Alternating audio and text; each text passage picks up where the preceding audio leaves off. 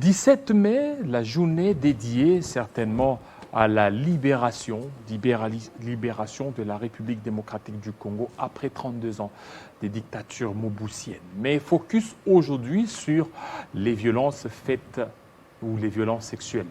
Alors, qui dit violence sexuelle, nous allons aller dans tous les sens, transgenre. Alors, pour en parler, nous allons recevoir Madame Mimi Bikela. Bienvenue, Madame. Merci beaucoup. Voilà, vous êtes policière et aujourd'hui, c'est une journée qui célèbre l'homophobie. Oui, c'est une journée internationale de lutte contre l'homophobie. Voilà, lutte contre l'homophobie. Oui. C'est qu'on a senti qu'il y avait ces personnes qui ont été certainement stigmatisées par leur orientation, par rapport à leur orientation sexuelle. Effectivement, je voudrais avant tout me présenter. Moi, je suis le commandant d'une unité spécialisée de protection de l'enfant et des luttes contre les violences basées sur le genre. Alors, par rapport à cette journée, j'ai été invitée quelque part là où il y a eu célébration officielle, de manière officielle, avec nos partenaires de la Journée internationale de l'homophobie. Alors, par rapport à ça, nous allons voir... nous allons simplement comprendre que nous ne pouvons pas mettre de côté la communauté de nos frères, sœurs qui sont transgenres, qui sont homosexuels, et bien que ce n'est pas souhaitable, mais puisqu'ils sont là, on ne sait pas le rejeter parce qu'ils font partie de genre, puisque Oui, je lutte par contre rapport le à genre. nos mœurs. Donc ils ont aussi droit et à par rapport à une nos protection. coutumes et mœurs, vous ne voyez pas qu'ils ne seront peut-être pas les bienvenus dans la société, ils seront certainement écartés. Et vous, en tant que policière, comment vous faites? Est-ce que vous allez les protéger une fois que vous allez avoir des informations selon lesquelles elles peuvent être totalement stigmatisées? Effectivement, moi, je le dévoie parce que je suis une policière pour tout le monde. Je ne suis pas la policière d'une catégorie de personnes. Je parle bien, je suis pour la lutte contre les violences basées sur le genre. Et ceux-là, et les transgenres, les gays, les homosexuels, ils font partie du genre. Donc, ils ont droit à une protection. Par contre, ce n'est pas pour les encourager, mais nous pouvons toutefois critiquer ou alors interdire certaines personnes qui ont l'habitude de les filmer parfois et montrer leur nudité. En réalité, même s'ils n'étaient pas gays, ce n'est pas du tout autorisé à qui que ce soit d'entrer de faire l'atteinte à une vie privée d'une personne. C'est une infraction. Il n'y a pas une Alors, loi qu'est-ce qui par se rapport à passe? ça. Il faut qu'il y ait une loi peut-être les protégeant ou une loi qui les Non, il n'y a pas stigmatise. une loi pour le protéger, mais sauf qu'il y a une loi qui protège tout le monde en tant qu'être humain. Ouais. Donc, tout être humain a un droit, a des droits, pas un droit, mais des droits. Alors, eux aussi font partie des êtres humains, ils ont des droits. Par exemple, droit à la confidentialité de leur vie privée. Alors, quelqu'un, par exemple, je vois ça souvent, je suis à la télé, ils sont attrapés quelque part là où on cherche à l'air dénider, à l'air déshabiller pour montrer aux gens qu'ils étaient gays. Oui, mais pourquoi montrer leur nudité dehors? Parce qu'ils sont des êtres vivants. Alors, si on dit par rapport à nos coutumes, mais quand on montre la nudité de personnes comme ce genre de personnes, et là, on n'a pas aussi respecté notre coutume parce qu'il y a des enfants qui regardent la télé. Quand un enfant va suivre la télé, il voit là, on est en train d'enlever des habits à un monsieur parce qu'il est gay, parce que ça va aussi attirer l'attention de cet enfant pour savoir pourquoi on enlève les habits à cette personne. Donc, vous aurez aussi droit à donner des explications à cet enfant. Là, il n'y a pas aussi de coutume là-dedans. Parce qu'on ne va pas, à ces temps, ici, on ne sait plus cacher rien à nos enfants. Ils font des recherches, ils connaissent, ils ont même les informations. Voilà. Et par rapport à ça, vous ne voyez pas que la lutte contre l'homophobie ici chez nous, en RDC, pas seulement en RDC, et par rapport à nos us et coutumes africaines, une fois que vous défendez de telles pratiques, on risque de vous mettre sur une liste noire. Ben oui, je sais parce que les Congolais sont forts en matière de qualifier de leur manière les gens. Oui, on peut me taxer de tout, mais moi je ne fais que mon travail. Mon travail est de protéger tout le monde. Tout le monde chez moi a droit à une protection. Sans discrimination, comme on l'a dit, j'ai bien dit, sans discrimination. Ça veut dire, si on veut mettre à côté la discrimination, on ne va mettre personne à côté. Même ceux-là, ils ont droit... Et ceux-là, aujourd'hui, sont en train de fêter Aujourd'hui, ils fêtent. Et ils ont déjà fêté, c'était une journée, bon, comme d'habitude, quand on parle de la journée internationale, ça passe ici, il y a des activités. Mais dès lors qu'il n'y a pas une loi, l'activité. il n'y a pas une loi les protégeant, une loi interdisant ça, vous ne voyez pas que c'est sur base de quoi vous allez les protéger? Non, non, on le protège sur base de respect des droits des êtres humains. Parce qu'ils sont êtres humains, ils ne sont pas animaux, ils ne sont pas plutôt animaux, Oui. ils sont pas... donc ils sont des êtres humains. Donc ils ont droit à une protection en tant qu'être humain, pas en tant que transgenre, pas en tant que PD, pas en tant qu'homosexuel, mais ils ont droit à une protection en tant qu'être humain. Alors tout ce qu'on peut demander à ceux-là qui ont l'habitude de le prendre et le filmer, c'est pas aussi bien pour le respect de notre culture aussi. Hein, vous prenez une personne comme ça, vous les déshabillez, vous montrez sa nudité à la télé, donc c'est pas aussi du tout bien. Et aussi, c'est qu'actuellement, ces gens-là ne se cachent plus. Hein. Ils sont en train maintenant de se vendre sur TikTok, sur d'autres réseaux sociaux. Ah ouais, et surtout sur sont TikTok. De plus en plus. Alors, il y a un silence constaté au niveau des violences sexuelles. Qu'est-ce qui fait à ce que ces silences soient beaucoup plus consommés quand il y a des violences sexuelles? Au lieu de dénoncer, les gens ne parviennent pas à dénoncer ça. Voilà, il y a plusieurs raisons qui font que les enfants ne dénoncent pas ou alors de personnes victimes de violences sexuelles ne dénoncent pas. Alors, d'après nos enquêtes, nous avons constaté que la plupart des personnes qui viennent dénoncer après, ils sont souvent elles sont souvent victimes de violences sexuelles dans leur propre famille, dans leur foyer. Et cela vraiment est à la base du silence. Parce que quand un enfant est violé dans sa propre famille, il y a beaucoup de réserves. Cet enfant-là, à toute personne qui va essayer de confier cette information, la personne aura toujours la première réaction pour dire « Chut, ne dis plus à personne ».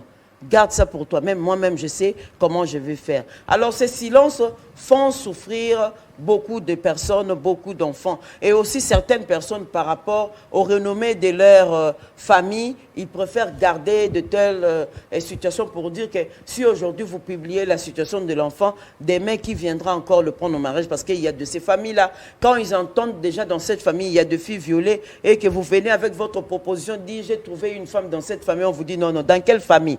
Non, non, la famille des violés, non, non, on ne sait pas. Alors les gens maintenant, par rapport à cette discrimination, par rapport à cette stigmatisation, ils préfèrent garder silence pour ne pas être indexés, pour ne pas être sujet de moquerie, ne pas être humiliés dans les quartiers. Alors ils préfèrent garder silence et souffrir avec l'ex-histoire. Alors par rapport à ça, donc il y a beaucoup de difficultés, ça amène beaucoup de conséquences sur le plan physique, sur le plan social, sur le plan économique, sur le plan plutôt, je parlais des physiques économiques, et il y a aussi sur le plan psychologique. Alors, pourquoi j'ai dit à tous ces, les conséquences vont dans tous ces sens? Pourquoi? Parce qu'une personne violée peut rencontrer des cas de déchirure, des blessures encore, il y a de bleus au corps. Mais si cette personne n'a pas dénoncé, elle reste avec ça, sans traitement, sans une prise en charge. Parce que toutes les conséquences, les formes de conséquences dans toute forme nécessitent une prise en charge appropriée. Alors qu'une personne qui a subi des conséquences sur le plan physique a droit à une prise en charge appropriée. Alors sur le plan psychologique, c'est là où il y a encore de graves difficultés parce qu'une personne qui subit des violences psychologiques, donc des conséquences sur le plan psychologique, et vous allez parfois la juger, je ne sais pas, des tourmentées, je ne sais pas, de folle, ou tout, parce qu'elle va se sentir méprisée par la société, elle va se sentir délaissée, abandonnée. Il y a même, surtout pour les femmes, une femme violée ne peut même pas venir dire à son mari, parce qu'à l'instant même qu'on va entendre cette histoire, elle sera mise à la porte, et surtout pour nos frères du Kasaï. Là, c'est grave parce que j'ai vécu une histoire. Une fille qui a fait l'erreur d'appeler son mari pour dire « j'étais sur la moto, une personne était derrière moi. Alors, cette personne était en train de bouger derrière moi et puis il a éjaculé derrière moi. Le monsieur a dit « ne viens pas chez moi à la maison ».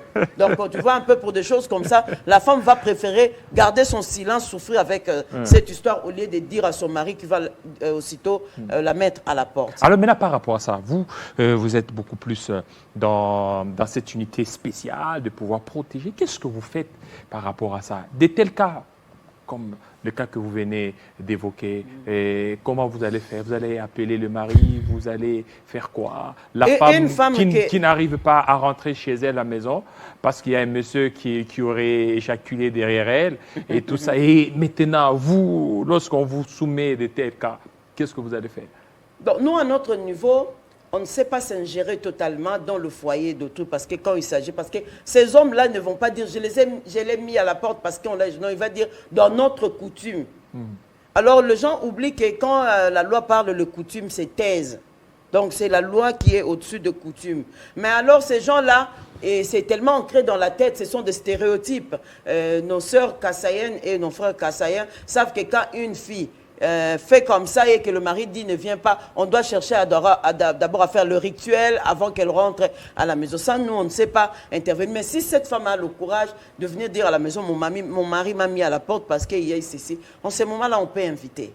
On peut inviter le mari pour essayer de discuter, qu'elle nous montre c'est quoi la raison qui peut faire assez que sa femme soit dehors parce qu'elle a raconté une histoire. Mais nous encourageons toujours le victime, que ce soit homme, femme, enfant, garçon, enfant, fille, de dénoncer tous les cas de violence sexuelle parce que puisque on ne dénonce pas, on doit continuer à souffrir. Souvent, il y a un terme qu'on appelle les survivantes. Donc, toutes personnes qu'on appelle les survivantes de violences sexuelles, ce sont des personnes qui ont eu de l'audace pour parler de leur propre cas. Alors, ceux-là qui continuent à garder, on le garde comme victime. Et si vous n'avez jamais dénoncé votre cas, vous serez victime toute votre vie. Parce que tant que vous n'allez pas dénoncer, vous allez continuer à souffrir. Alors on dit toujours, dénoncer, c'est un début de traitement. Des traitements. Alors, ici à Kinshasa, par jour, vous parvenez à enregistrer combien de cas de violences sexuelles? Bon, je ne sais pas vous dire par jour on enregistre combien, mais je peux vous dire, on ne passe jamais une journée sans enregistrer le cas. Les cas de Plusieurs cas. Plusieurs cas de violences sexuelles. C'est soit l'enfant abusé par son professeur à l'école, soit l'enfant abusé par son papa ou le mari de sa maman, l'enfant...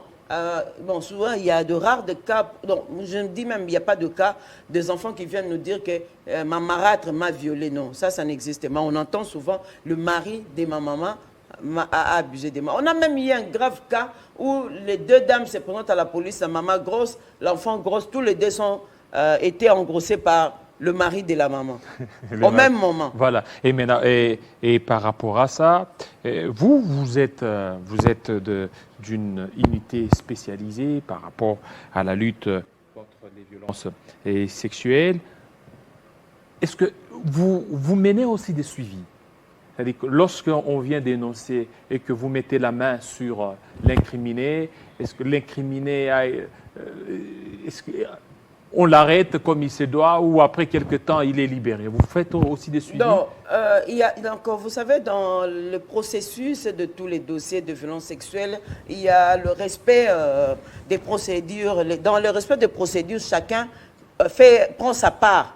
Il traite le dossier selon ce qui les concerne. Donc, je parle de la police. La police, à son niveau, peut faire des enquêtes, interpeller la personne, mettre la main sur la personne. Mais la police a un délai bien déterminé de 48 heures. Alors, dans le délai de 48 heures, si vous avez déjà mis la main sur la personne, vous préparez votre dossier, vous envoyez une réquisition un médecin pour avoir les réponses, mais cela ne vous donne pas le luxe de garder le dossier pour avoir le détail jusqu'à la fin.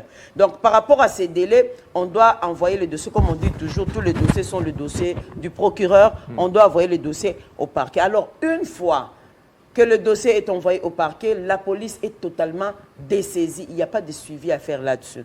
Malgré que je suis spécialiste en la matière, je ne peux que suivre là-bas si le tribunal fait appel à moi ou le tribunal a besoin de l'éclaircissement ou alors le magistrat ou le procureur a besoin de l'éclaircissement. En ce moment-là, il va m'appeler pour aller éclairer la justice. Mais sinon, je ne peux plus rentrer là-bas pour dire « Monsieur le procureur, je voudrais savoir qu'est-ce que vous avez fait du dossier qu'on vous avait donné. » Donc, je n'ai pas ces pouvoirs en tant que OPJ, officier de police judiciaire. Merci beaucoup de ces éclaircissements, Madame Mimi Bikela, surtout de votre passage. Merci. On passe cette fois-ci à autre chose. On va parler des réformes électorales tout de suite.